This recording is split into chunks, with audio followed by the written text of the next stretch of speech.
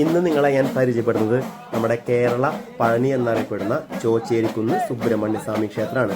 നമ്മുടെ പഴനി അമ്പലം പോലെ തന്നെ പ്രധാനമുള്ള ഒരു അമ്പലമാണ് കേരള പഴനി എന്നാണ് ഇത് അറിയപ്പെടുക. തൃശ്ശൂരിൽ നിന്നും ഒരു 16 കിലോമീറ്റർ അകലെയാണ്. എൻ്റെ വീട് ആമ്പല്ലൂരിൽ നിന്നാണെങ്കിൽ 8-9 കിലോമീറ്ററേ ഉള്ളൂ. അപ്പോൾ ഇതിൽ പോവാത്ത ആൾക്കാരുണ്ടെങ്കിൽ നിങ്ങൾ തികച്ചും എന്താ പറയുക മിസ് ചെയ്യാതെ പോവേണ്ട ഒരു അമ്പലമാണ് ഈ കേരള പഴനി എന്നറിയപ്പെടുന്ന ചോച്ചേരിക്കുന്ന് സുബ്രഹ്മണ്യ സ്വാമി ക്ഷേത്രം. നമ്മൾ ചെല്ലുമ്പോൾ ഇങ്ങനെ ഒരു 260 സ്റ്റെപ്പ് കയറിയിട്ട് വേണം നമുക്ക് അമ്പലത്തിൻ്റെ മുകളിലെത്താൻ. ഒരു മലയുടെ മുകളിലാണ് ഈ അമ്പലം. അപ്പോൾ നമുക്ക് കയറാൻ ബുദ്ധിമുട്ടുള്ള ആളുകൾക്കാണെങ്കിൽ സൈഡിലൊരു വഴിയുണ്ട്. 10 മീറ്റർ അടുത്ത് വരെ നമുക്ക് ബൈക്കിലോ കാറിലോ എത്താനുള്ള സൗകര്യം അവിടെ ഉണ്ട്.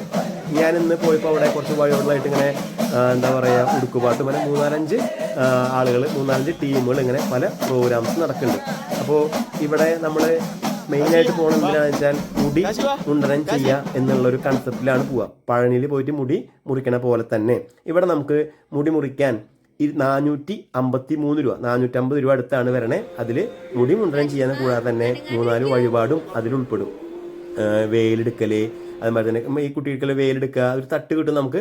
അതിനുശേഷം കാവടി എടുക്കാൻ പറ്റും നമുക്ക്. അപ്പോൾ അങ്ങനെ കുറച്ച് വഴിപാടുകൾ ശരിക്കും നമുക്ക്, ഞാൻ പഴനി അമ്പലത്തിന് കുറ്റം പറയില്ല, അവിടെ എനിക്ക് കാശ് വാങ്ങിയിട്ട് അതിന് വേണ്ടി മാത്രം ചെയ്യുന്ന ഒരു പരിപാടിയെ പോലെ തോന്നി. പക്ഷേ ഇവിടെ കൃത്യമായിട്ട് ഇവിടെ തിരുമേനിമാരും ബാക്കി പൂജാരിമാരൊക്കെ നമുക്ക് ശരിക്കും എല്ലാ കാര്യങ്ങളും നമുക്ക് പറഞ്ഞു തന്നു. ഈ പുറകിൽ കാണുന്ന നമ്മുടെ ഈ ഗോപുരം ഈ അടുത്ത് നവീകരിച്ചിട്ടുള്ളതാണ്. അതുകൂടാതെ തന്നെ നമുക്ക് അവിടെ അന്നദാനം ചെയ്യാനുള്ള സൗകര്യം അവിടെ ഉണ്ട്. 500 മുതൽ 5000 രൂപ കൊടുത്തു കഴിഞ്ഞാൽ 250 ആൾക്ക് നമുക്ക് അന്നദാനം ചെയ്യാനുള്ള സൗകര്യം അവിടെ ഉണ്ട്. ഈ അമ്പലം കാലത്ത് 5:30 മുതൽ 10:30 വരെ കാലത്ത് നട തുറക്കും. അതിനുശേഷം വൈകിട്ടാണെങ്കിൽ 5:30 മുതൽ ഒരു 7-8 മണി വരെയൊക്കെ ഉണ്ടായിരിക്കും അമ്പലം. കണ്ടമാനം ആളുകൾ വരുന്ന അമ്പലമാണ്.